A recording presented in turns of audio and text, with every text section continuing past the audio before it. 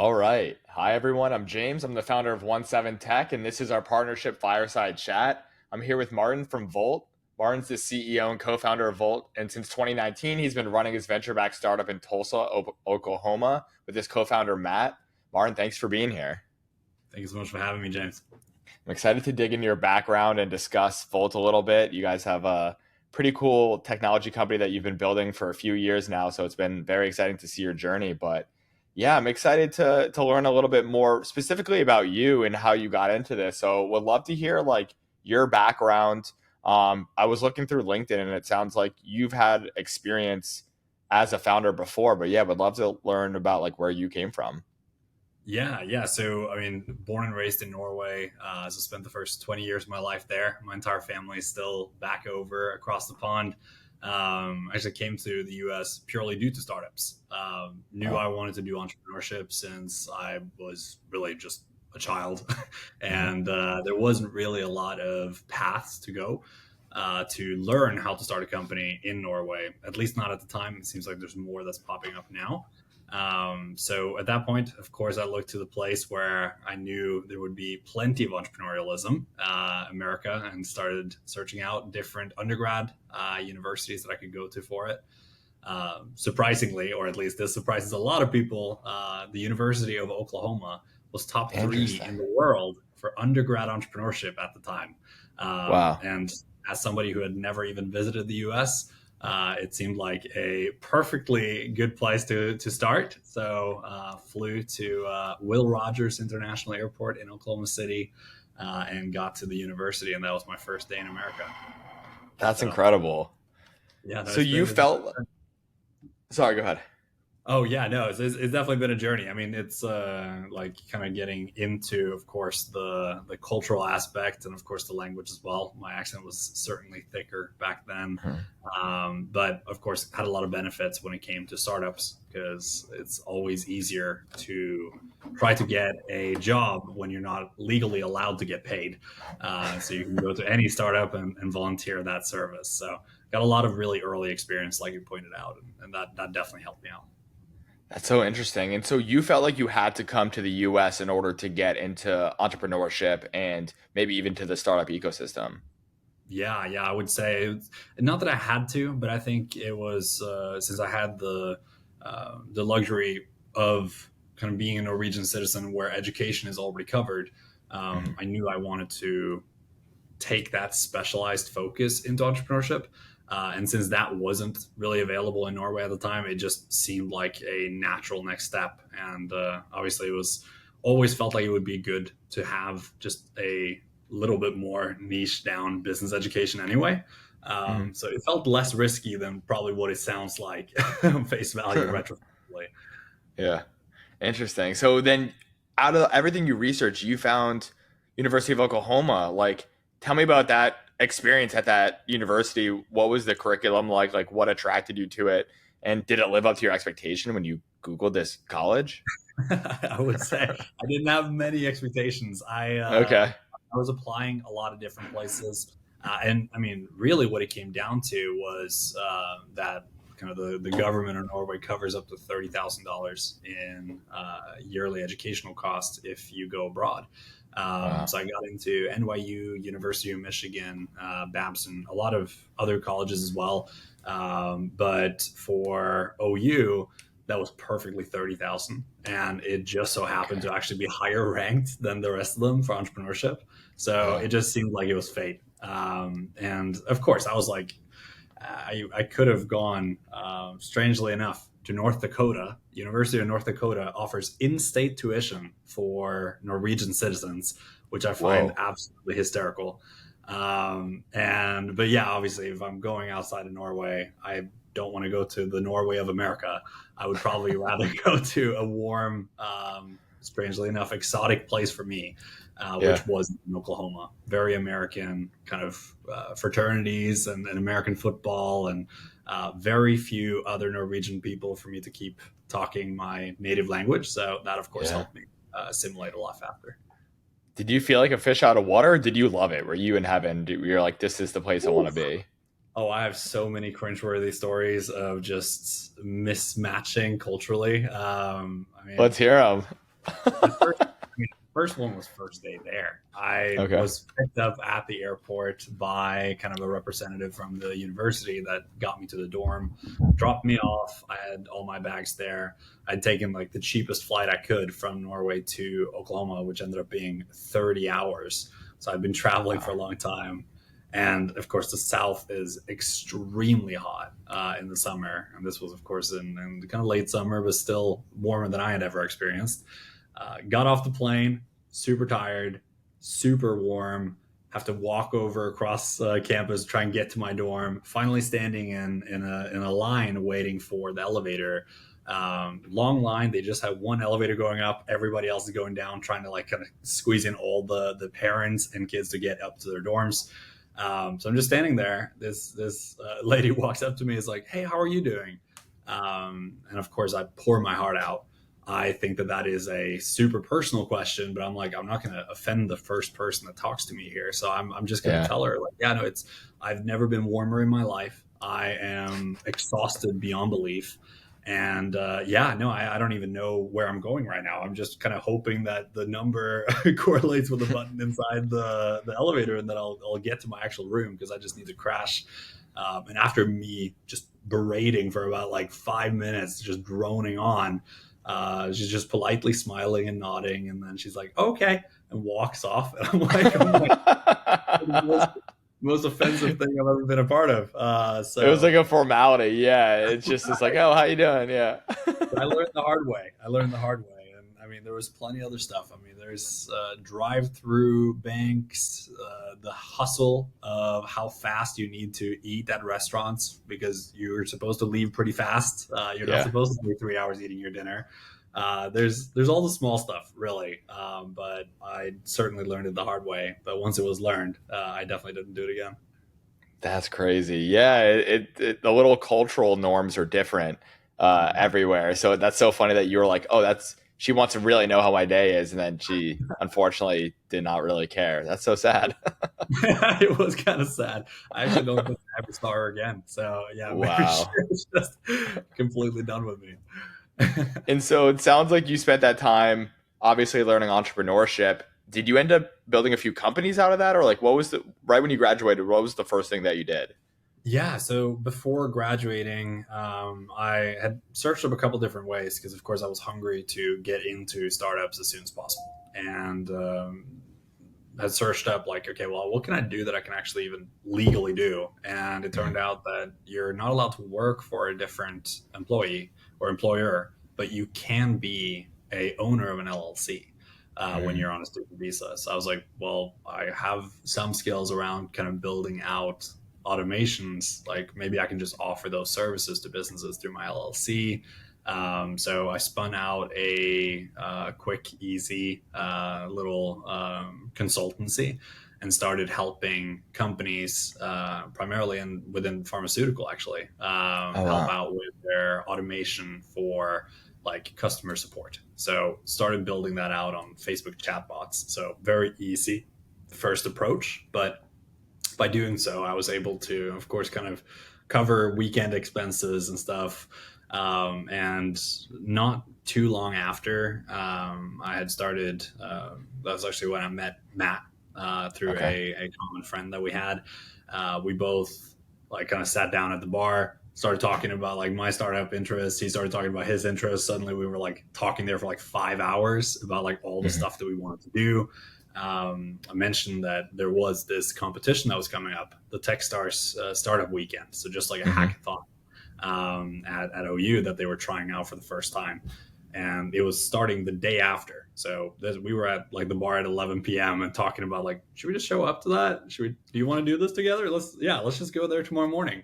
So we went there the following day, started talking through, okay, well, like we need another team, but first we need to just pitch an idea. So I was like, honestly, I know I can build some chatbots. Like, I wonder if I could use some of Google's now kind of sentiment analysis and AI machine that was open and free to just build, let's say, like a shoe shopping tool, something that we can just Mm. make possible to help people be able to give very hard decision making on purchases that usually require a specialist.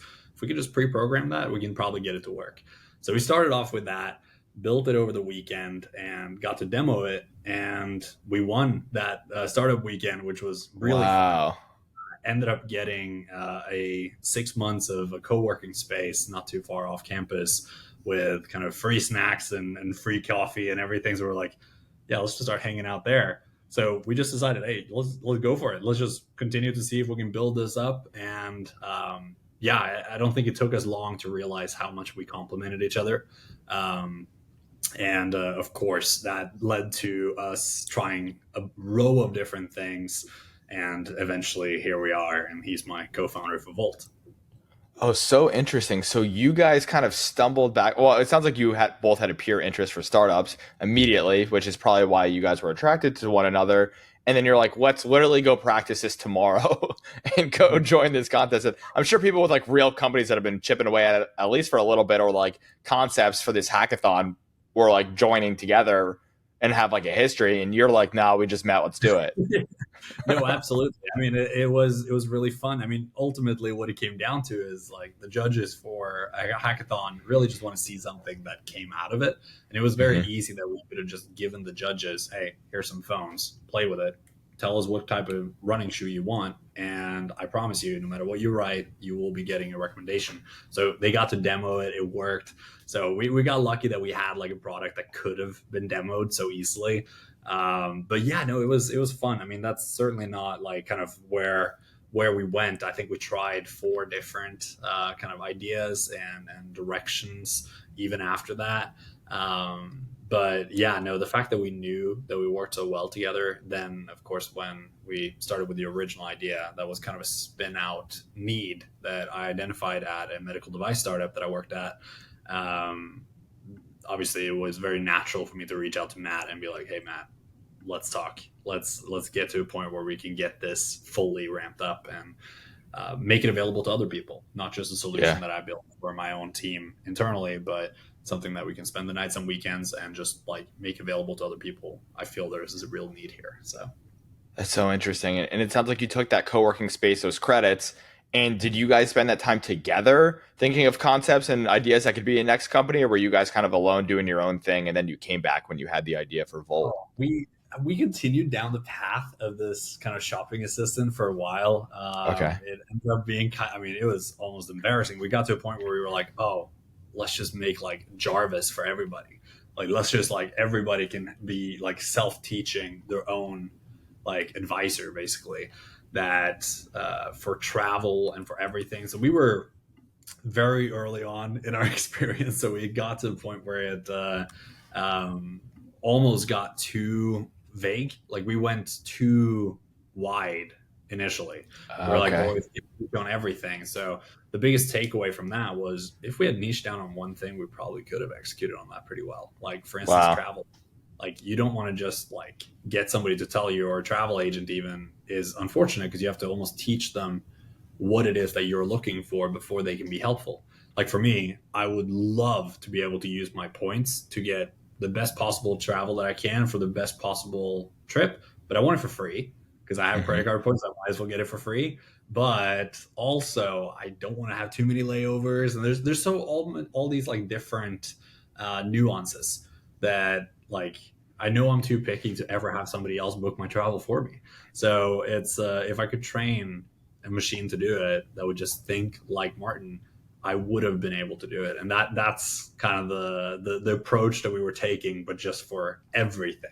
Like, yeah, tell Yeah. me where to go with my laundry, or tell me where to get some really good Italian pizza. Like all of that stuff should have then taken in my preferences and made a decision.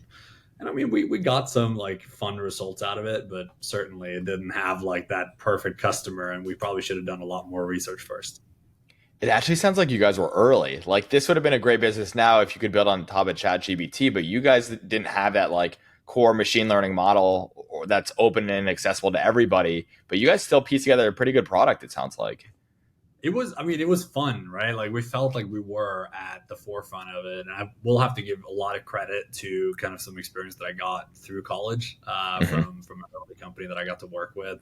So OneReach AI up in Denver, Okay. where they were very, very early adopters and movers when it came to partnering up with IBM Watson and Okay. building out customer success automations for like Expedia, Unilever, Transamerica, and Nike.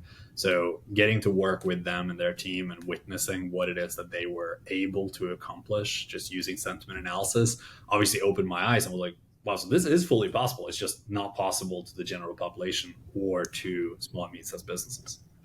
Interesting. And how'd you meet those guys? It was through it was one of the scrappy things I did in college, honestly. I was like, "Ah, what can I do in a summer that's not just like going back to Norway and working at a hotel to Yeah. make money? So I was like, well, I found this program called Startup Summer up in Okay. Colorado that was at UC Boulder. They had this program where you would go there, you would spend an entire summer with like-minded people that wanted to start their own company, similar to a hackathon in a way, but just for 3 months instead. We would then be partnered up with Techstars up in Boulder and get to learn from their mentors. And then simultaneously, we would be placed at a tech startup and get real internship experience as well.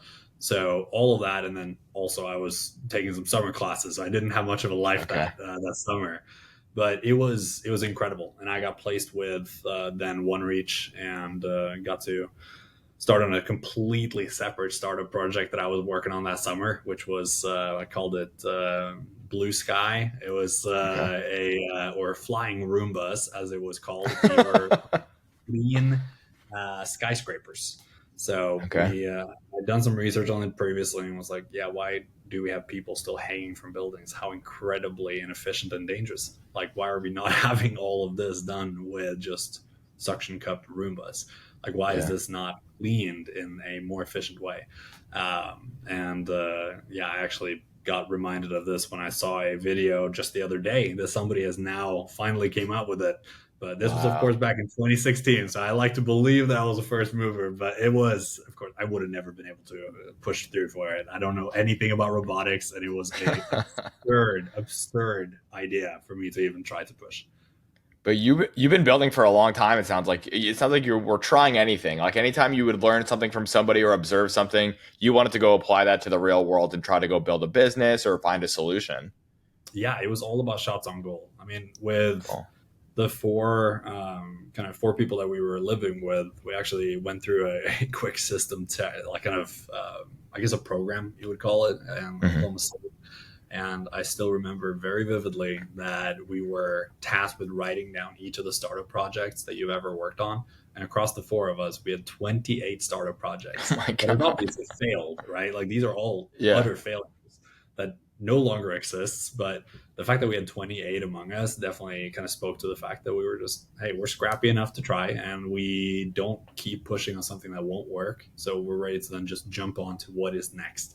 I do Yeah. think that is really important in entrepreneurship. Like don't end up feeling like you have to have one golden egg and spend, or better word for it, waste 10 years trying to solve or figure it out when you might just have to realize that yeah, there is probably a better approach to it or a better customer for it or a better version of it that you can make work. So Yeah, absolutely. I think it's also about well, a lot of people like to put their eggs all in one basket. It sounds like you like to kind of spread it across and be like, all right, let's take shots on goal. Let's pivot as need be. But you seem really observant of like what's really going on out there. And so when I kind of want to segue that into like when you and Matt were working together, what were you guys experimenting with past these chatbots? Like, what were you guys like? Were there a few companies before Volt, or did it like Volt come immediately after the chatbots? yeah, so I think for that background, I mean, we had a couple different approaches. We had our own personal projects, and then we also had some projects where we were partnering up on, and they were mostly based on just trying to efficientize and use what we could and the skills that we had. His background was working with really big marketing companies in New York and getting really cool experience about how it was like doing advertisement for like Amex and Ferrari and Buffalo Wild Wings. So being able to see some of that and bringing that back to kind of the area we were in, right? Like we were in Oklahoma. There was a lot of companies that we felt could need some help from a more global perspective, I guess, from the standpoint of trying to elevate their brand or try to get more customers using some of the newest technologies that were out there. So we tried a few different approaches to that. Mm-hmm. But really, I mean, the way that we started working together truly, like in a funded way, was with the first iteration of Volt, which was RespondFlow. So Okay. with RespondFlow, that was a company that, again, was spawned out of just working at a medical device startup that I was at and needing to get some more efficiency on getting people on the phone. So we had a lot of really good leads for the clinic, and these were people that had given their doctor name and contact details, their insurance card, and they had picked time on the calendar for us to call them, but still only 7% picked up the phone. So I Hmm. was like, weird. Like not even Expedia, where there was no prior meetings that had that bad conversion. Like, that is insane. So I, out of frustration, called them up. I was like, "Hey, what's going on? I was like, my team has been trying to reach you. We thought you were interested in this technology. Would love to get you into a consultation or something." And the answers that I got shocked me a little bit. Everybody said the same thing, which was, "You never contacted me. What are you talking about? I never heard from you all. I expected a call." It's like, "No, I know for a fact we called. We have like call logs. What's happening?" And they were like, "No, no, no, no. I just keep getting called by a bunch of robocallers. I haven't received a single call from you all." It's like, "No, was this number on there?" I was like, "Yeah, yeah, that's us." So it turned out Wow. that they were screening calls. And of course, it might have been from just the demographic, slightly older, but from the standpoint of then needing to solve this, it became quick and easy for me to then spot that the trend was I texted these people to be able to get them to even answer my call. So what if I tell my sales team to get, like, just text every single person 30 minutes before their call, tell them that they were calling from the cell phone that they were texting from, and get them on the phone. Hmm.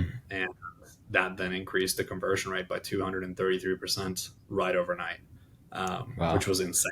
So at that point, it just dawned on me that the power of SMS there had a real functional application, and it wasn't just for solving my own problems. So I started building an automated solution for this, nights and weekends. And that's where, of course, I brought in Matt. I brought in two other guys that we were living with early on, and we just the four of us living together in a house in Oklahoma City started really digging into this. We intended for it to just remain a side hustle and for us to just do Hmm. some profit share. I believe the first month that we did profit share, we got our first customer for $74 a month. And I think I still have the check for $2, or I hope I do, because that I really want to be a memorabilia. But Yeah. then, of course, it continued to grow, grew about 60% month over month. And just from us just working nights and weekends and on our couch in our house. Wow. And without after not too long, we ended up then getting some funding, reached a point where we really needed to go full time. Hmm. Went through some stressful times right before the funding, but once we got funding, we all went full time. And that's kind of how we got into SMS and how we got into what it is that Volt does today, really as a step up in the industry, or step up in kind of the layers of the industry for SMS. Yeah, absolutely. I mean, wow, what a story. It sounds like you went through so many like trials and pivots, and it just kept like iterating and iterating until it is what it is today. That kind of brings me to my next question, which is, for those who are unsure, what is Vault in your words?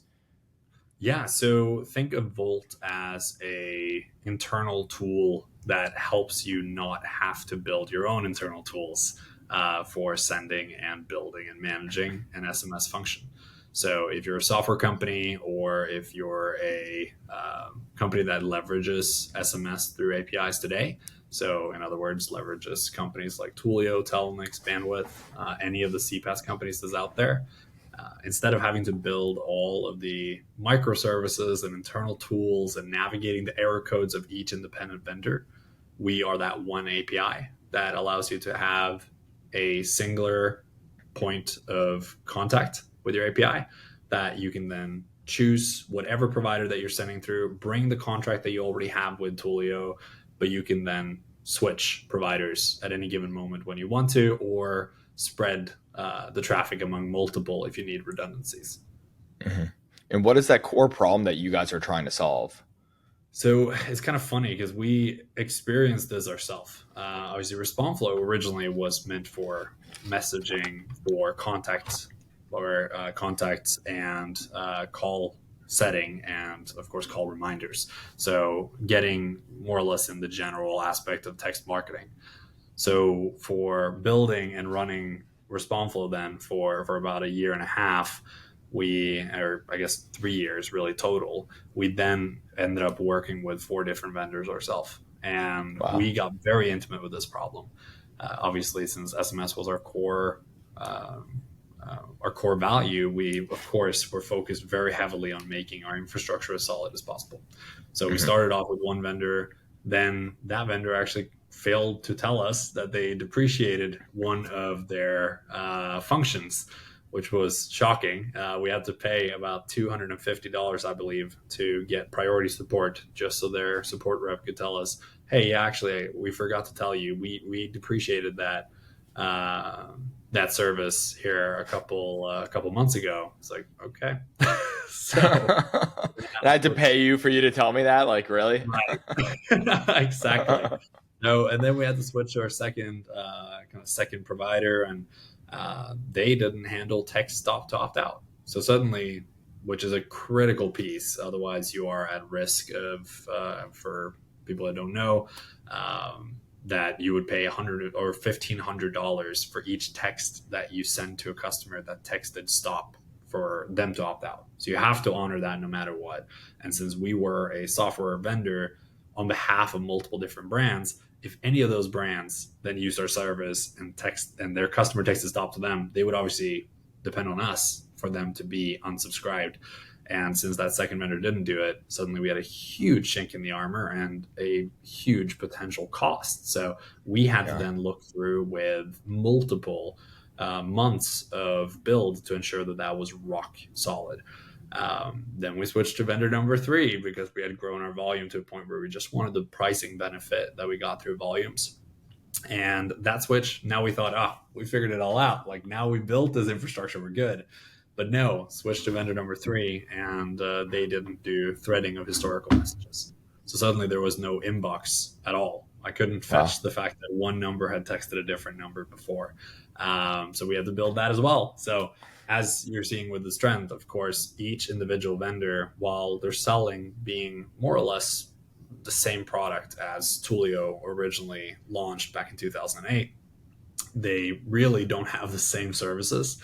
And of course, with how incredibly standardized now each of those vendors are, and how most companies don't necessarily care who originates their SMS, they care about the price of it. The one way that they keep themselves from being overly commoditized is by having non-matching error codes. So if you had a system for how to prevent issues with one, it won't align with preventing issues with another. So that was kind of the core issues, was all of the headache and all of this hidden work that every software company has to do. That takes thousands of hours just to be able to maintain a communication channel that many perceive as like, well, that's easy. I'll just connect with Twilio and start sending SMS through the API. But it really is not that easy. And that's where Volt comes in, becoming that one API that takes over all of those microservices, takes over the headache of breaking apart and then unifying the error codes, and allows you to really only just choose whatever vendor you want, negotiate the best price you can, and bring your API key. And then you're perfectly able to send messages. And if you ever want to switch, it's no longer a 3-month rebuild or a scoping and testing of whether or not the messaging will work the same. All you have to do again is go out, find a new vendor, sign a new contract, bring that API key, and you're done. So we're just streamlining the entire process and saving companies millions of dollars from having to spend money on those internal engineers.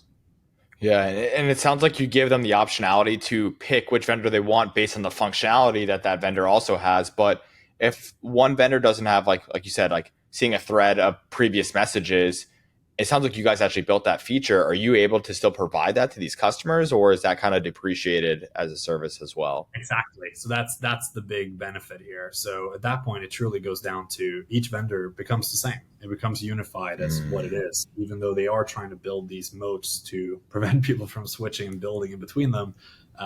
That should never be the end customer's problem.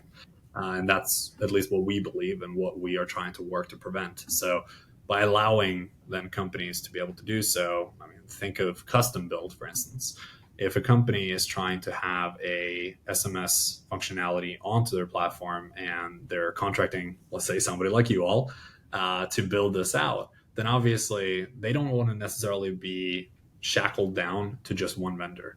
But if they are then built into a infrastructure that's working with every vendor, they still have full flexibility to switch vendors at any given moment.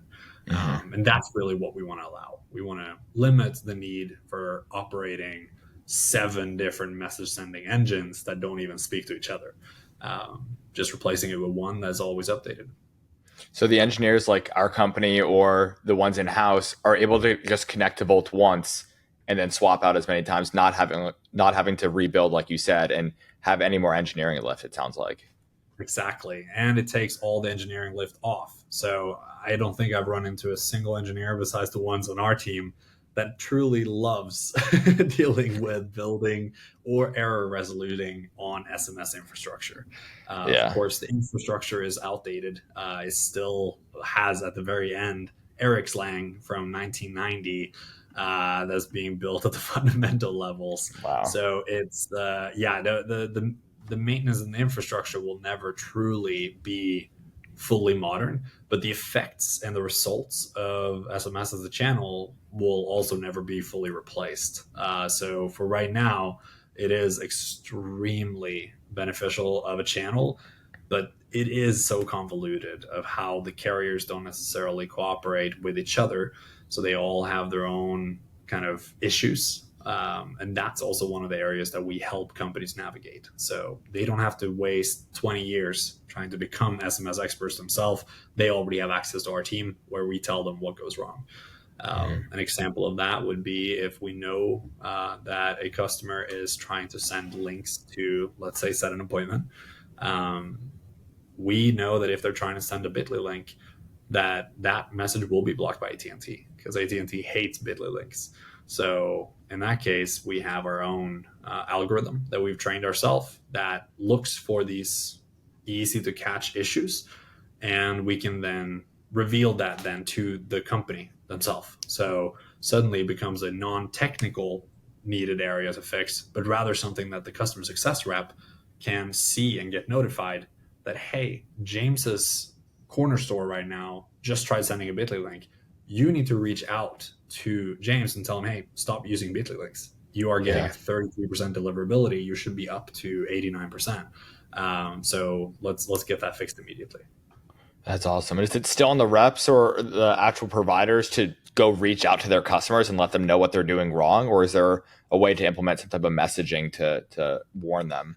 So that's one of the things where right now, I mean, for just to be clear, for our end, we allow each of our customers to be able to create subviews. So if they, in turn, let's say they're a call center software, if they have 100 different call centers under them that each have 100 phone numbers themselves, obviously a lot of those companies, the call centers that is, would want to get insight into what their numbers are doing and what they're looking like. So we allow people to then share these dashboards with their customers so that they can look into that and actually do their own errors resolution. But of course, we set up notifications as well that can communicate it either through a webhook to Slack or directly email it to the support team, letting them know, hey, James's corner store again is running into issues. These are the numbers being impacted, and this is the most likely scenario of why. And this is what we recommend they do to solve it. So that way, it'll make it very easy.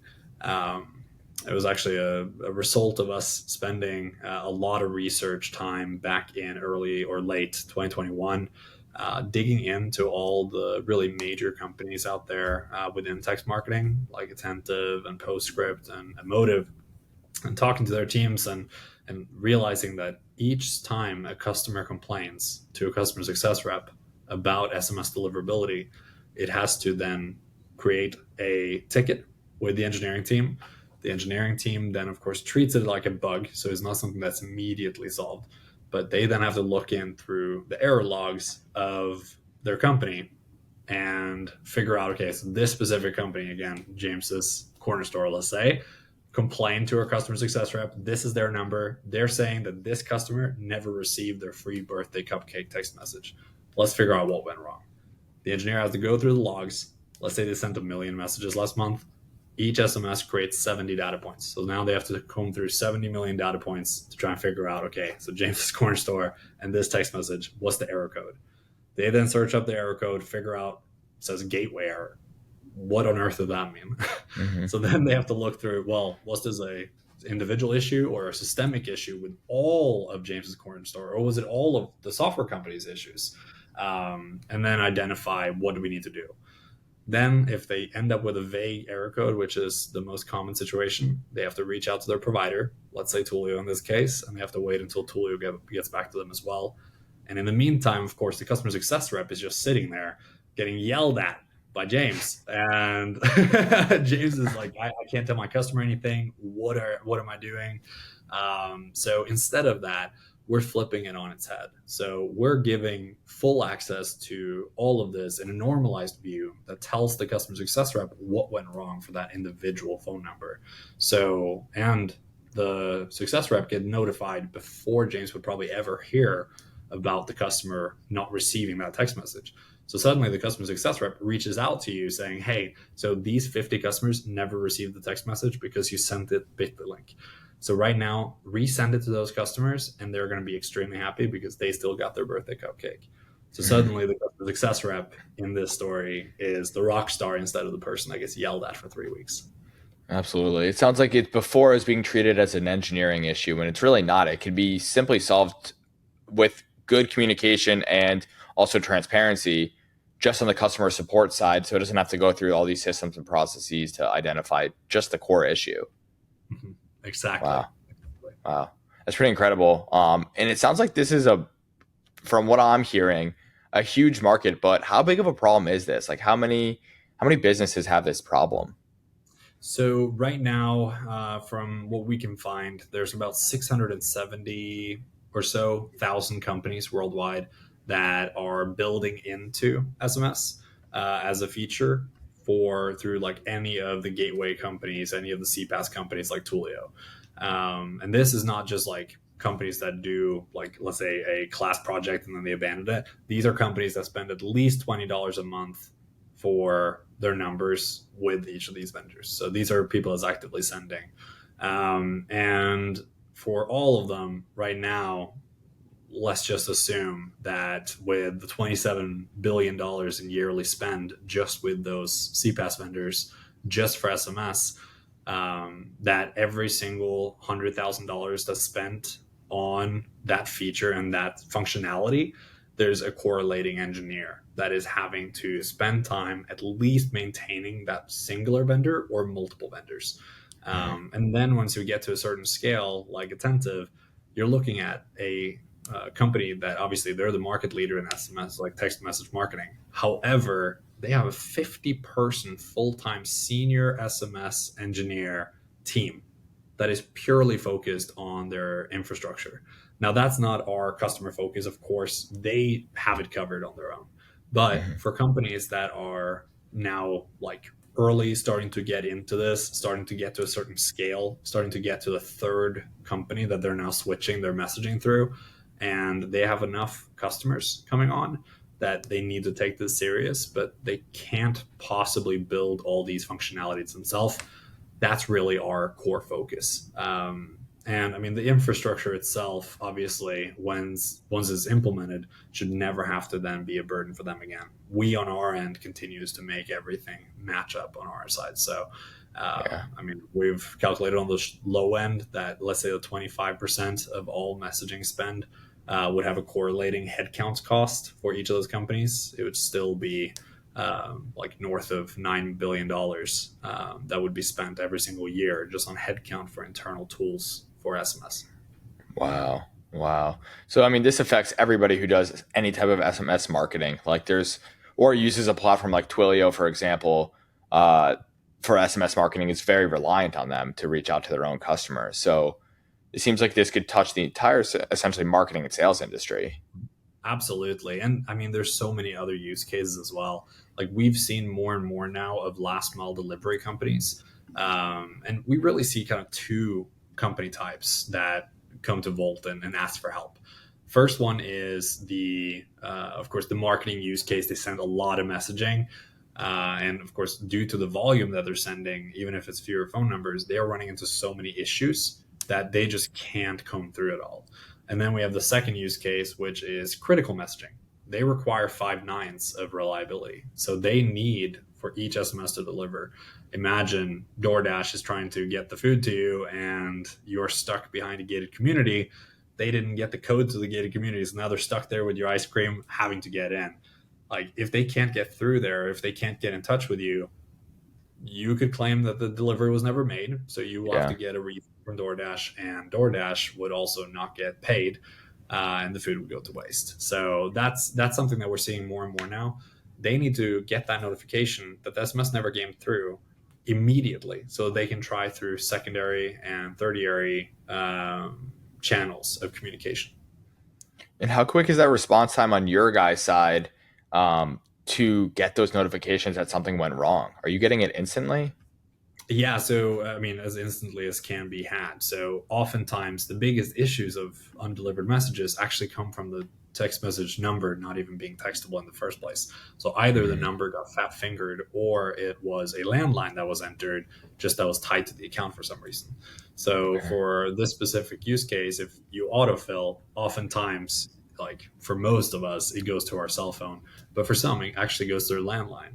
And obviously, now where SMS is coming more and more of a common channel, we're seeing that about 12% on average across the industry is like non-textable numbers, which is Wow. shocking. So just being able to run through, we have, of course, multiple solutions for this. The first and most immediate one is an API that checks immediately whether or not that message is non-textable. We can do that proactively, or we can do it reactively. So if a message fails, yes, we get an error code from the provider, but oftentimes that can also be a little bit vague, like we talked about earlier. So we can then do a secondary check of if that phone number is textable. If it is textable, but the message didn't go through, we can almost with certainty say that it got blocked somewhere down the line, and we can then identify this.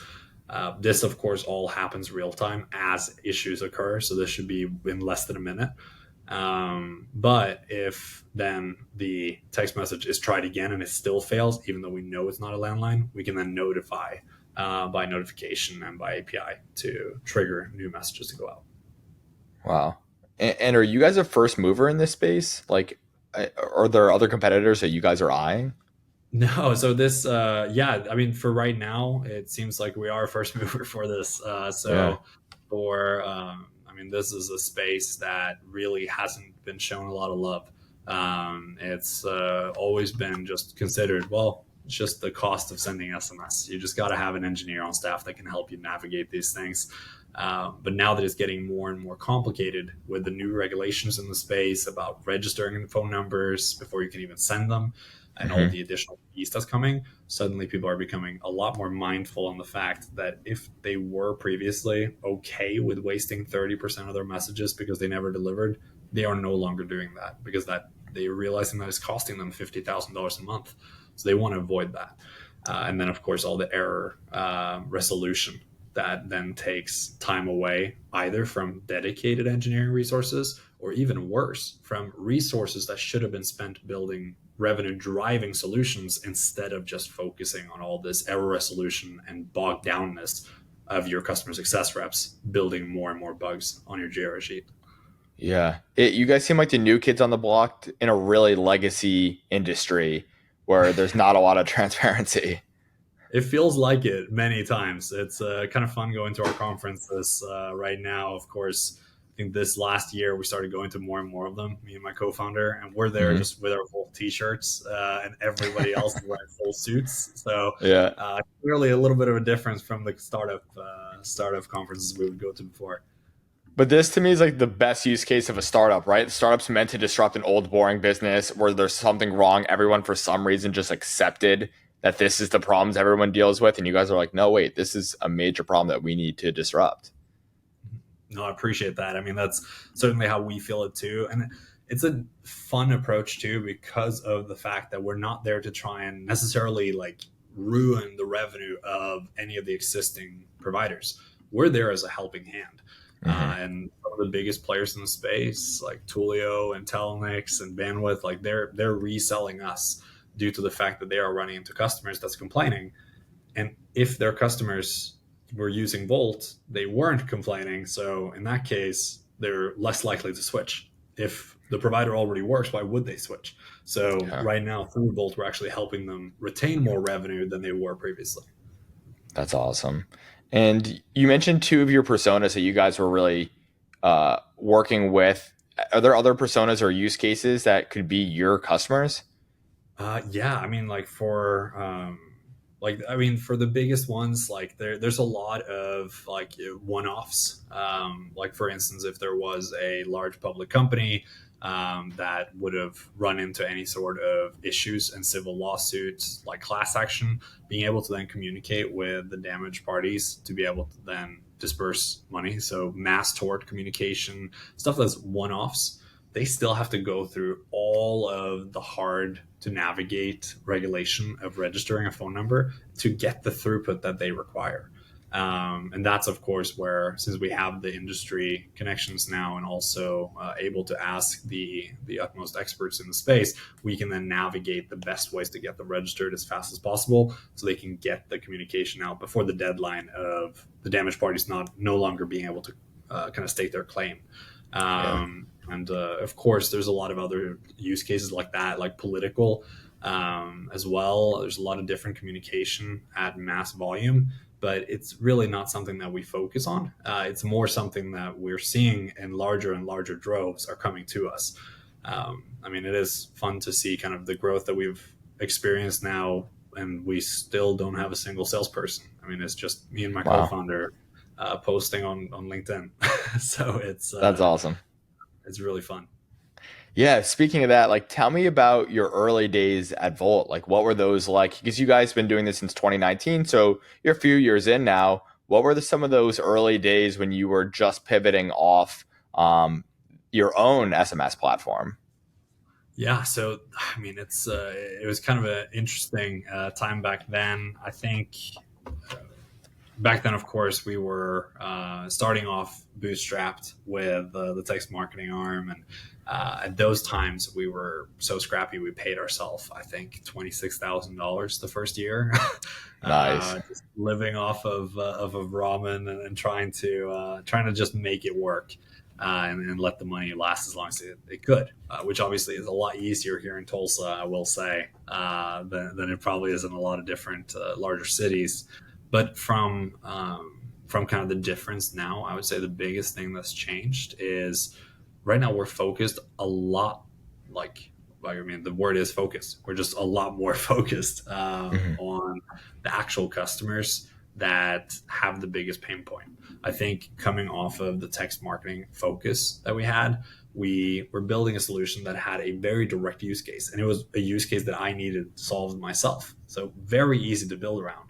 But when you're in a space like that and you're selling to so many different customers that's paying a lot less, like just small and medium-sized businesses, it could have been a corner store, or it could have been a preschool, or it could have been something that needed some level of communication to get people to pick up the phone. We were then like suddenly seeing so many requests from so many different customer personas that all wanted different stuff. And of course, as an early startup, you want to listen to everybody because you want to be Hmm. that tool that's like, yeah, we are there for you. And ultimately, it became kind of the downfall of it. It became a kind of a crippling issue that suddenly we had so many features and such a spaghetti product, really, that resulted in us being okay for everybody and perfect for none. So the biggest difference I would say is the fact that we are now so much more focused and we're able to communicate directly to customers and identify them a lot easier much with the same rationale though as earlier. Yeah. It is something we're solving again for a second time, a problem that we're experiencing personally and intimately ourselves, but we are just not allowing us to be distracted. Like we Yeah. are doing one thing for one customer persona, and we're able to, of course, then much more closely partner up and agree with the fact that, hey, we're still early, we're building a lot more functionality, but the functionality we have now is already miles above what any team would build internally themselves, unless they are like the biggest market leaders in the world. And we are wanting to make sure that we can build this together. So we got a lot of early supporters through that helped us basically build the perfect solution for them. And then we just found more of that person. And I think that's been just the secret sauce, honestly. Yeah, because now you're able to identify that ideal customer, and instead of trying to appeal to everybody, you can find more of that same person, it sounds like, or that Exactly. same business. Hmm. Yeah. Yeah, that's awesome. And so you guys are going into year 5. What's this major milestone that you're trying to complete this year? Is there like any big goal you guys are trying to accomplish? Yeah, so it's fun because we launched. Obviously, we've been in the market for a while, and we've everything that we've learned, we've taken with us to be the product we are today. But we really launched Volt in like the summer of 2022. So now the product has really only been on the market for just a little over a year. Mm, Starting off with like zero revenue and then all the way up. We had revenue from the previous product that was still persisting and keeping the lights on, but just looking at Volt right now, we've been able to take that from zero to this month. Right now, we actually just surpassed $1 million in ARR. So congratulations. huge That's huge. milestone.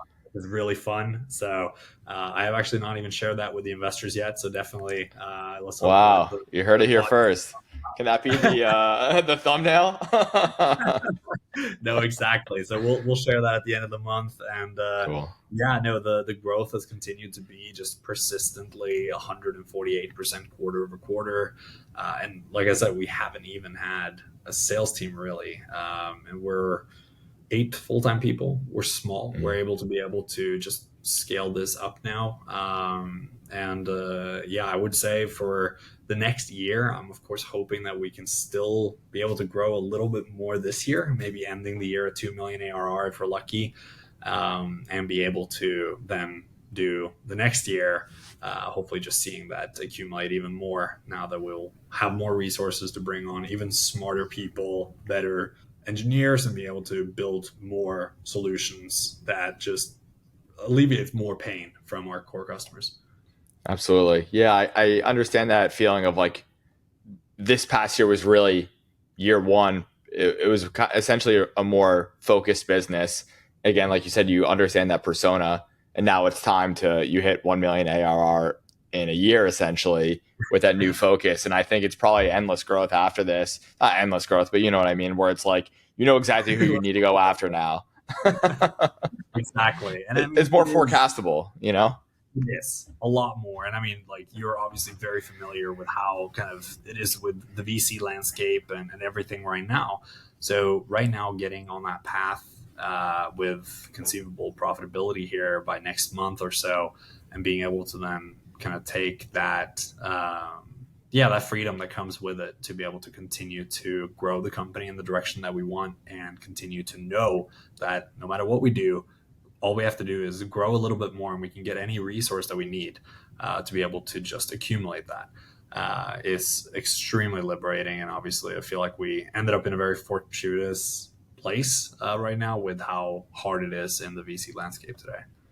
Absolutely. And I love that about you guys that you did raise capital. And like you just mentioned, the VC landscape is really tough right now. So you guys weren't fully reliant on capital to get to your next round. You guys focused on generating revenue, which I think a lot of startups put on the back burner until this year when now everyone's struggling. So was that a conscious decision or was that something that came out of necessity? I would like to say that it was a conscious decision, but it wasn't. Okay. So we actually we were originally going to be closing $1.5 million in the kind of November December of last year, and we had hit every milestone. So we were like, oh, of course that's gonna happen. That's no problem at all. And we didn't really focus too much on it. We still had growth and we still had revenue. Then that got delayed, and then by February, we decided to just do a preliminary close. Let's just close like 500,000 of that, so that we'll have like 6 more months of potentially then raising more money. Once we had gotten that 500,000 and had 6 months of runway, obviously, which would have been super scary. We just sat down as a leadership team, made the decision. Okay, so right now we can cut our leadership salaries, keep the rest of the team kind of isolated from any damage or anything, but make sure that we give ourselves the best possible opportunity to be able to be successful here. I'm going to stop fundraising. I'm purely going to focus on sales with Matt, and we're just going to get this company to profitability. So we made a very conscious decision, no, it seems like it's panning out, and I'm extremely glad for that, because obviously it is always like kind of a swing for the fences approach. But yeah, no, it wouldn't have happened had we closed to 1.5, and it's weird for me to even say, but I've never been more grateful for no's in my life. I love that. I know we're going off the script now, but when I heard that, I was like, that is shocking, because it really forced you guys, it sounds like, to generate some revenue, but like you said, it's freeing, right? Like, you guys know how to keep growing from here. And so shout out to you guys, because I think a lot of founders sometimes just like call it quits when they can't raise that capital. And it's easy to also think that like we need that, because obviously if we don't get that, maybe we have a bad idea. And it's like, no.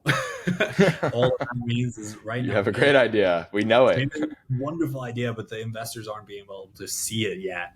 And of course, it's always fun to see, like right now that we're kind of sharing our investor updates and everything every month. It's like people that might have previously said no are suddenly jumping in and being like, hey, Martin, we need to jump on a call soon, and wanting to set up those conversations. So I think, yeah, I previously definitely felt myself going into that trap as well, being like, hey, I'm a confident guy knowing that I'm onto something here. Like, we are building something magical. Like, come on board. I would love to have your expertise on board.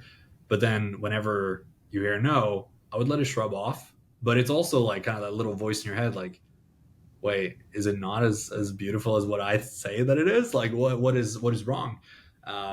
Now being able to look back at it and be like, well, none of the people that we then offered the opportunity to invest obviously pulled the trigger on it. And I mean, that's they're bad, right? Like, being able to then look at it and see the growth that we've achieved and where we're going. It's I guess energizing is the best word for it. And you and Matt and the leadership team sound like you also have something different in you that I think the best startups have, which is this determination and grit. You guys looked at each other and were like, yeah, we're cutting salaries to make this go forward. Like, a lot of people are not willing to do that. I relate to that heavily. Like, that was part of my early journey, like just like living on this futon in New York. I mean, I still have my first check was $400 in 2018. Like, I have it framed, so you should do this. Yeah.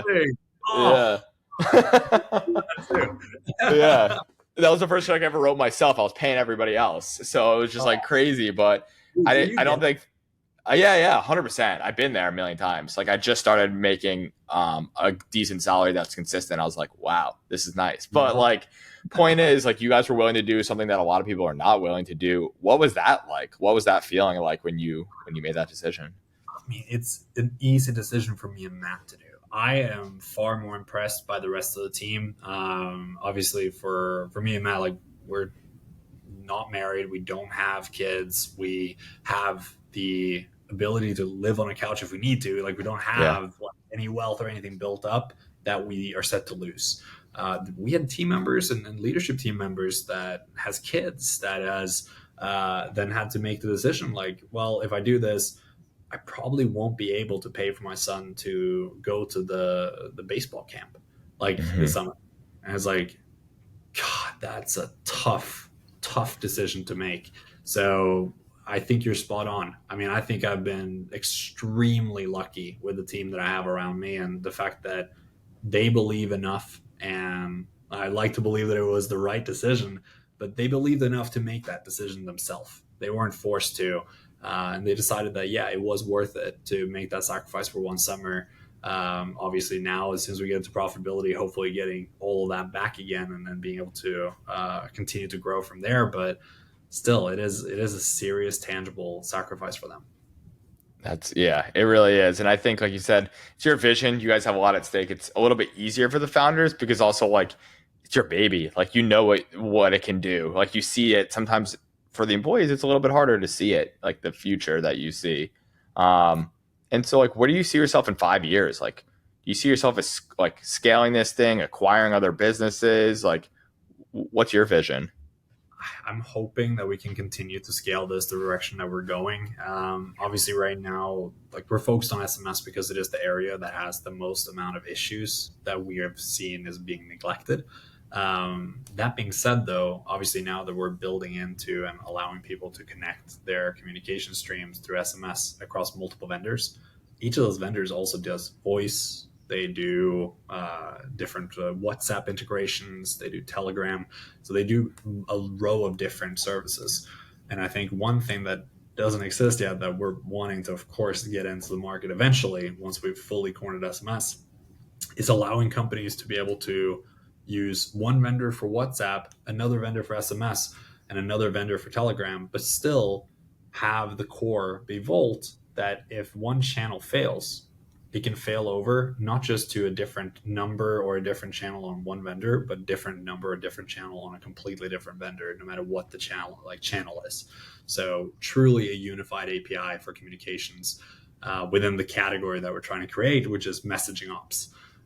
So anything that had to be built by an internal team, we're wanting to just make available as a sandbox and allow people to just kind of build their communication infrastructure and solution like they want. Wow. So you see yourself being like a suite of tools for messaging ops. Like that's the dream, that's the goal.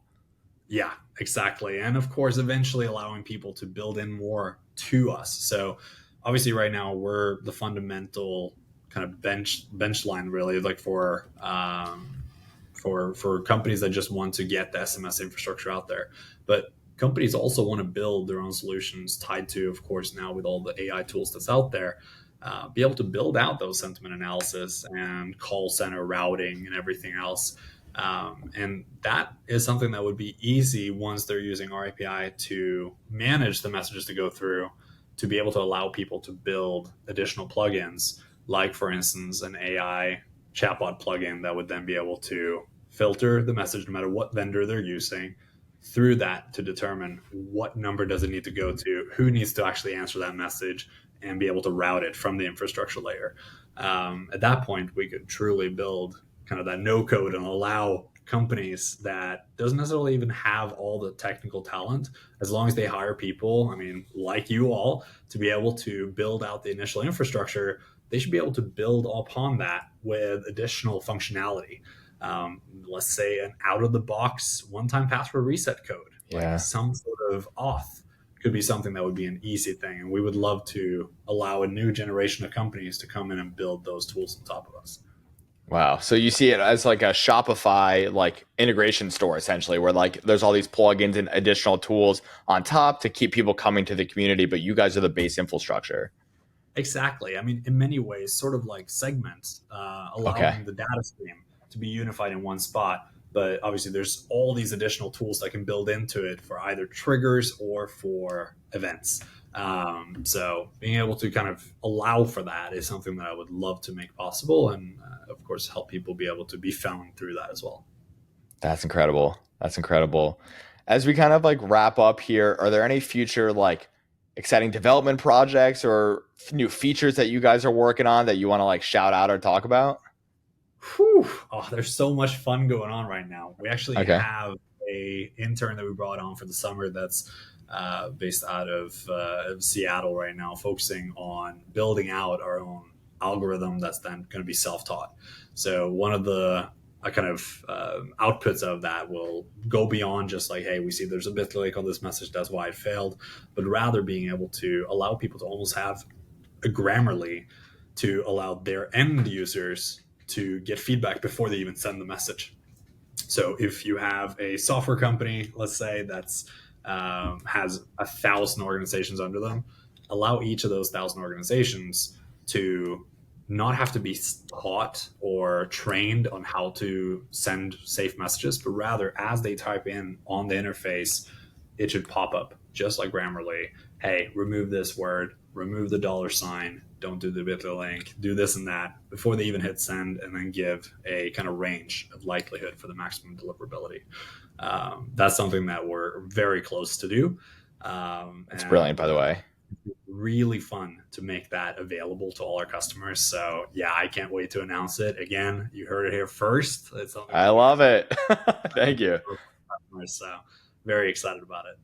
That's so cool, because it sounds like right now it's a little bit of a reactive business. You have to react post the message being sent. You're trying to build a tool, like you said, Grammarly, that's proactive and catches it before it's being sent. Exactly. So, I mean, all that it comes down to is the companies we're working with, we're trying to save them money in general, either through headcount or through the fact that they're sending messages through vendors where they get charged for API anytime anyway. So let's try and optimize the deliverability for it. So if we can do that by just allowing them to mass train their customers or just avoid issues happening in the first place, then I feel like that's exactly where we need to help. So it's a really fun project, obviously right now with everything that's going on, extra fun to be able to get out and roll something like this out. But it's going to be really cool to get some feedback from the customers on it too, because I do know that is the biggest frustration. The companies that we work with are obviously the software companies themselves. And even though they can say, like, I fully understand what it is that you all do, Martin, I'm going to make sure that our customers are staying compliant to it so we can get the maximum throughput. It's tough. It's a tough ask to make, because obviously they can't be responsible for training every single one of their customers. Yeah.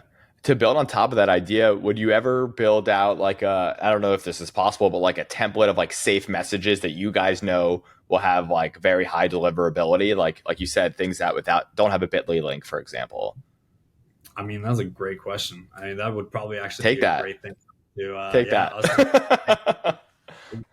No, but surely it's something that like it's tough without knowing the outcome. And I think that's why it almost has to be reactive right now anyway. But if you know the industry that each company is with and you know what the outcome is, then having something that just like, writes up a safe message for you, just like a little like auto fill out or whatever, that would actually be a really cool message. We're going to have to give you some kickback if it ends up being. No, that's all you take it. But yeah, like if you use a little bit of AI, train some models, start to learn eventually of like what has worked, and then you could, even if it's a blog post in the beginning of like, hey, here are the top messages that we've seen for this use case or whatever. But it just had me thinking, when you're like about being proactive, I'm sure if you guys can figure out that Grammarly, there's a whole suite of things you can add on top that would be so valuable to these companies. So I think that's amazing. No, that's great thinking. I'm glad that you're completely on board. That's a fun way to think about it. I mean, if I could, I would spend all day, every day, just focusing on these like fun new projects. So that's a great project though. Thanks for sharing that one. Well, we're wrapping up here. Last few minutes. Is there anything you want to plug or share? I would say if you're a company that's leveraging Twilio or any other CPaaS, or building out your own SMS functionality for the first time, and you just want to skip 5 years of trial and error, we're here to help. Feel free to reach out to me directly at martin.lien@textable.com, or just go to our website and schedule a call. We'd be happy to chat. Amazing. Yeah, where's some socials and what's the URL that people can find you? So textable.com would probably be the easiest place. On socials, I'm very non-active on a lot of places, but it would be Martin Langelo Lien on Twitter, or I guess X now, or of course LinkedIn is probably where I'm the most active. Amazing. I'll get that from you. We'll post it on the bottom of this, or we'll post it in the caption, and we'll get people to try to go follow you. Well, Martin, I appreciate it. This is great. Thank you so much. Thank you for teaching us. This is pretty incredible. I feel like you gave us like a wealth of knowledge about a space that not many people know about, but affects everybody, at least in the marketing side of things. And I think you guys are building a really cool solution. I know I got to know Matt back, I think in 2019, actually. And it's been really cool to watch your guys' journey. And I know we're working on trying to collaborate on a few projects together. So this was fantastic. No, I really appreciate you having me, James. It's been a pleasure. All right. Thank you so much. Thank you.